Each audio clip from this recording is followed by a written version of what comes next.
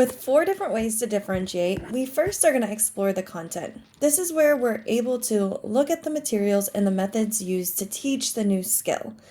In here, we're going to kind of think about different ways that we might make the learning more concrete, how we might make it use symbols or abstract concepts, and take that learning and maybe we use leveled readers. We might use multisensory to support the learning, like videos, text, infographics, and audiobooks.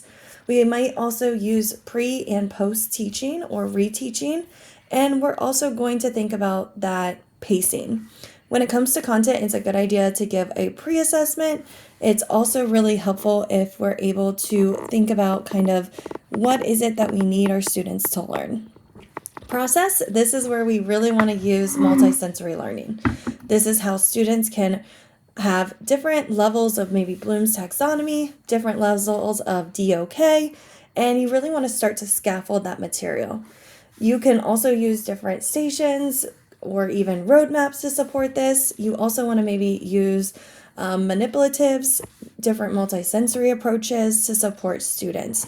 So again, you're going to kind of think through and think about all of the different levels of either like Bloom's or depth of knowledge, DOK, when you're kind of organizing that lesson.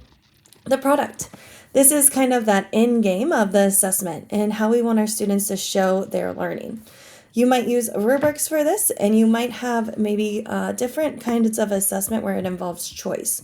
So allowing students maybe to say or write, giving them some choice in how they show off or model their learning can be really, really helpful instead of just kind of, okay, everybody's writing this 5-paragraph essay.